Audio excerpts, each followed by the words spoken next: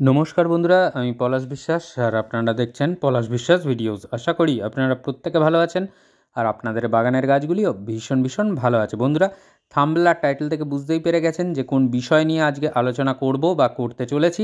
হ্যাঁ বন্ধুরা, অবশ্যই লোটাস। বিভিন্ন ট্রপিক্যাল ভ্যারাইটির লোটাস বা বিভিন্ন ট্রপিক্যাল ভ্যারাইটির পদ্মের প্রতিস্থাপন দেখাবো আজকে।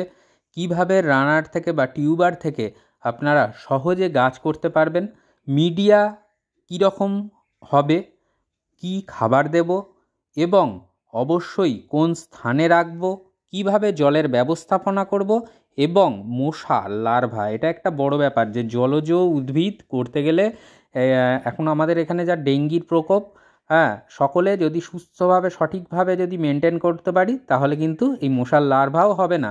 তো কি সেই পদ্ধতিগুলো স্টেপ বাই স্টেপ সমস্তটা আজকের আলোচনা করব, ডিটেলসে দেখাবো। তাই জন্য ভিডিওটা ভীষণ ইন্টারেস্টিং হতে চলেছে। একটুও যদি স্কিপ করেন তাহলে কিন্তু অনেক তথ্য মিস করে যাবেন। তাই অবশ্যই আমি বলবো যে 10 থেকে 12টা 11টা মিনিট আপনাদেরকে একটু কষ্ট করে দেখতে হবে। আর বন্ধুরা, যদি ভিডিওটা ভালো লাগে লাইক কমেন্ট আর বাগানপ্রেমী বন্ধুদের মাঝে শেয়ার করে দেওয়ার অনুরোধ রইল। যারা এখনও চ্যানেলটি সাবস্ক্রাইব করেননি তাদের কাছে অনুরোধ করব যে চ্যানেলটি সাবস্ক্রাইব করে নিন এবং পাশে থাকা বেল আইকনটি প্রেস করে অল করে রাখুন, কারণ প্রতিদিন সন্ধ্যা 6টায় কিন্তু পলাশ বিশ্বাস তার বাগানের সমস্ত ভিডিও নিয়ে হাজির হয় আপনাদের জন্য। তো দেখতে পাচ্ছেন এটা কিন্তু টিউবার, আর এই টিউবার কিন্তু আমি আগের দিন তুলে কিন্তু আমি এইভাবে জলের মধ্যে রেখে দিয়েছিলাম। টিউবার বা রানার দুটো আছে, দুটো তফাৎ আছে। মোটা মতন যে অংশটা ওটা টিউবার বলা হয়, আর যেটা সরু অংশ সেটা রানার যদি পান অনেকে মনে করেন যে রানার থেকে হয়তো গাছ ভালো হবে না, না, এটা ভুল ধারণা। রানার থেকে অবশ্যই গাছ ভালো হয় এবং তার সাথে একটা জিনিস যে রানার থেকে কিন্তু ফুলটাও তাড়াতাড়ি পেয়ে যাওয়া যায়, টিউবারের তুলনায় একটু দেরি হয়। তো এটা হচ্ছে টিউবার, দেখুন কেটে নিলাম। এটা এই যে মোটা অংশ, এর ভেতরে খাদ্য সংগ্রহ করে রাখে।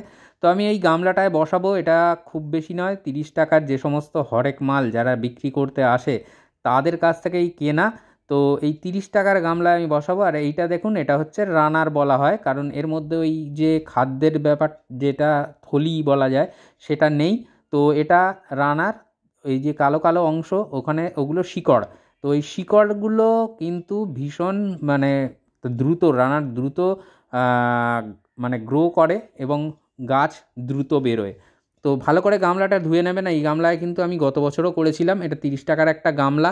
সেই অনুপাতে খাবার দাবার দিয়ে কিভাবে প্রতিস্থাপন করতে হবে সেটাই আজকের আমি কিন্তু দেখাবো। তো আপনারা বড় পাত্রেও করতে পারেন বা এর থেকে ছোট পাত্রেও করতে পারেন। ট্রপিক্যাল জবা কিন্তু খুব ভালো হয়। আর এটা দেখুন, এটা গত বছরের মাটি এবং তার সাথে আমি কিছু এবছরের মাটি মিশিয়ে গতকাল ভিজিয়ে রেখেছিলাম, সেটাই আমি কিন্তু ব্যবহার করছি। তো দেখুন, এইভাবে প্রথমে যে গামলাই নিন, যেটা যত সাইজেরই নিন, প্রথমে একটা মাটি দিয়ে এইভাবে গামলার উপরে একটা আস্তরণ করে দেবেন। মানে একটা লেয়ার, যেটাকে বলা যায় যে মাটির লেয়ার, সেটাকে আমাদের করে দিতে হবে গামলার উপরে। মানে এর উপরে কিন্তু আমরা কি করব সেটা অবশ্যই দেখতে হবে বা দেখাবো। তার আগে বলি যে এই মাটির ভেতরে যতটা পারবেন ইট, বালি, এই জাতীয় জিনিসগুলোকে বেছে ফেলে দেবেন যেন কোনো ধরনের এই রকম না থাকে। তো লেয়ার দেওয়া কমপ্লিট হয়ে গেল। একটা মোটামুটি 2 ইঞ্চি থেকে 2.5 ইঞ্চির মতন লেয়ার আমি দিলাম। এরপরে যে জিনিসটা দিতে হবে, এই 30 টাকার গামলা, এটা যতটা ব্যাসার্ধের বুঝতেই পাচ্ছেন। এই ক্ষেত্রে আমি ভার্মি কম্পোস্ট, একটা ভালো মানের যে কোনো ভার্মি কম্পোস্ট আপনারা নিয়ে নেবেন। সেই ভার্মি কম্পোস্ট ওই মাটির উপরে দিয়ে দিতে হবে। এই 30 টাকার যে গামলাটা দেখতে পাচ্ছেন এর মধ্যে, এতে কিন্তু আমরা মোটামুটি ওই 2 মুঠো 2.5 মুঠোর মতন ভার্মি কম্পোস্ট নিয়ে আমরা দিয়ে দেব। এবং দিয়ে দেওয়ার পরে এটাকে এইভাবে মানে ছড়িয়ে দেব, মিশিয়ে দেওয়ার মানে এরমভাবে ছড়িয়ে দিতে হবে। আর যারা বড় গামলায় করবেন, যেমন 100 টাকা করে যে গামলা বিক্রি হয় তাতেও করতে পারেন, সেই ক্ষেত্রেও একই পদ্ধতি, সব পদ্ধতি একই থাকবে, খাবারের পরিমাণ কম বেশি হবে। তো এটা দেখুন, এটা নিমখোল, হাতের 1 মুঠো পরিমাণে নিমখোল নিয়ে নেওয়া হবে। এ কিন্তু পরবর্তীকালে ভার্মিকম্পোস্ট, নিমখোল, এরা কিন্তু ধীরে ধীরে স্লো রিলিজ ফার্টিলাইজার, ধীরে ধীরে ডিকম্পোস্ট হয়ে কিন্তু এরা গাছকে খাদ্য যোগান দেবে। আর এই যে খাবারটা এরকমভাবে দিয়ে দিচ্ছি আমরা, এটা কিন্তু 1 বছরের খাবার দিয়ে দেওয়া হচ্ছে। আর এটা দেখুন, এটা হাড় গুঁড়ো বা বোন ডাস্ট যেটাকে আমরা বলি।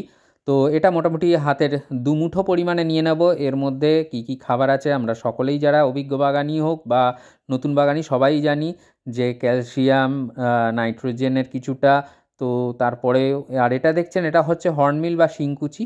এর মধ্যে প্রচুর পরিমাণে ফসফরাস এবং প্রচুর পরিমাণে ক্যালসিয়ামের উৎস।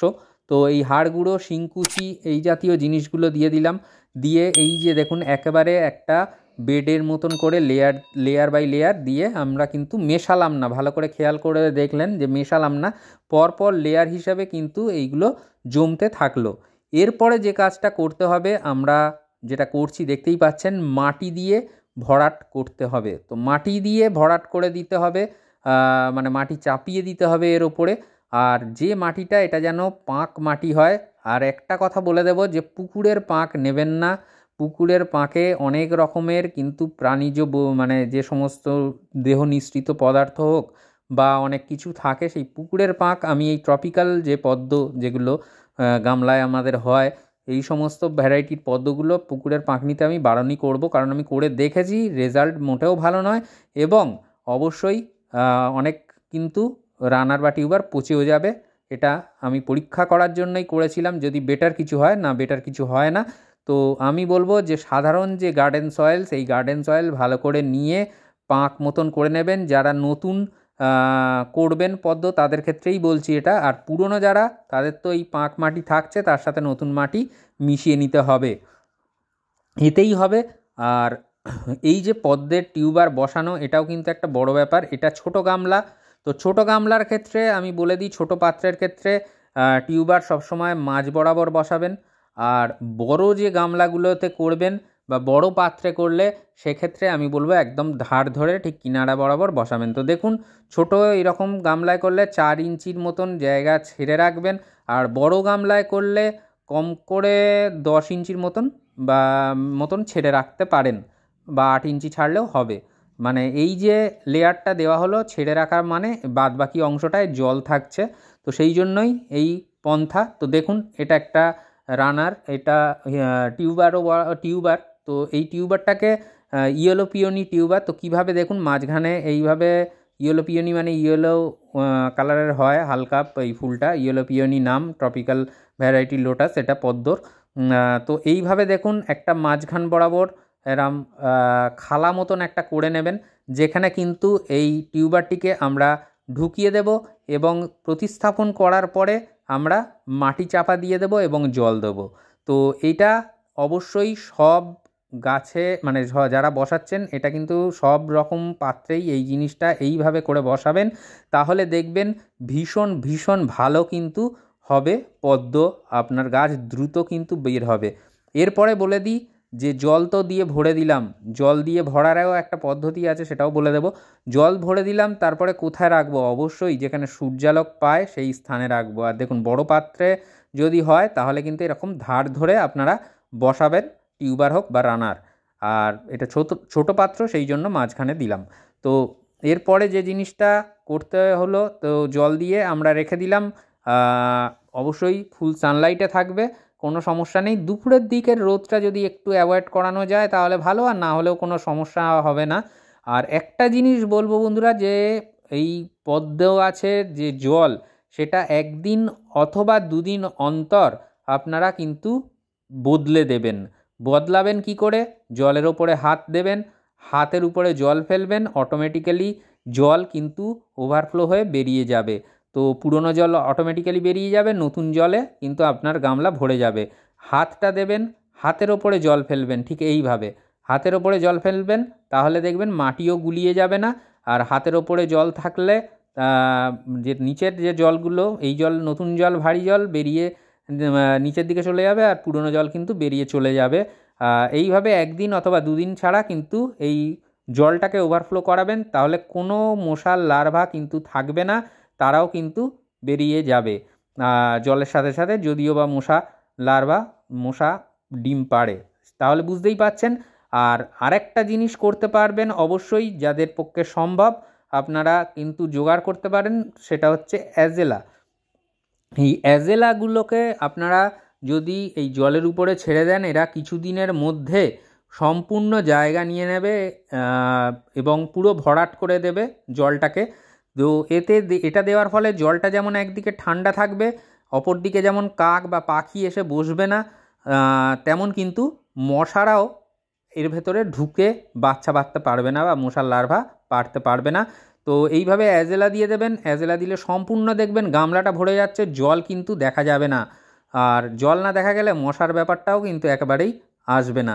তো আশা করি বুঝতে পারলেন বা বোঝাতে কোনো রকমের অসুবিধা হলো না কিভাবে কি করবেন। তো এইভাবে লাগিয়ে ফেলুন গাছ পদ্ম। আর তারপরের পরিচর্যা তো আমি ভিডিওতে বারবার দেখাতেই থাকবো, কি করতে হবে, কি করলে প্রচুর প্রচুর পরিমাণে পদ্ম ফুল আপনারা ফোটাতে পারবেন। তো দেখুন, এইটা কিন্তু আমার গত বছরের গাছ, একদম প্রথমের দিকে যখন ফুটছিল সেই সময়ে তোলা।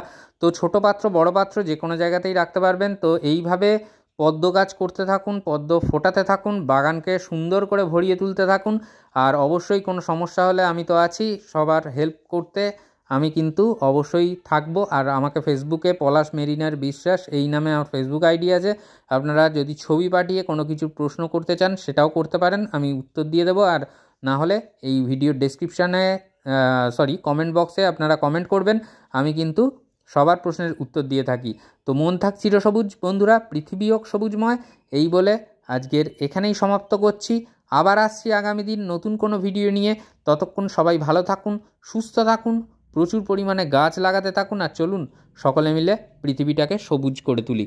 তো আজকের মতো এ পর্যন্তই, আবার আসছি আগামী দিন। নমস্কার বন্ধুরা।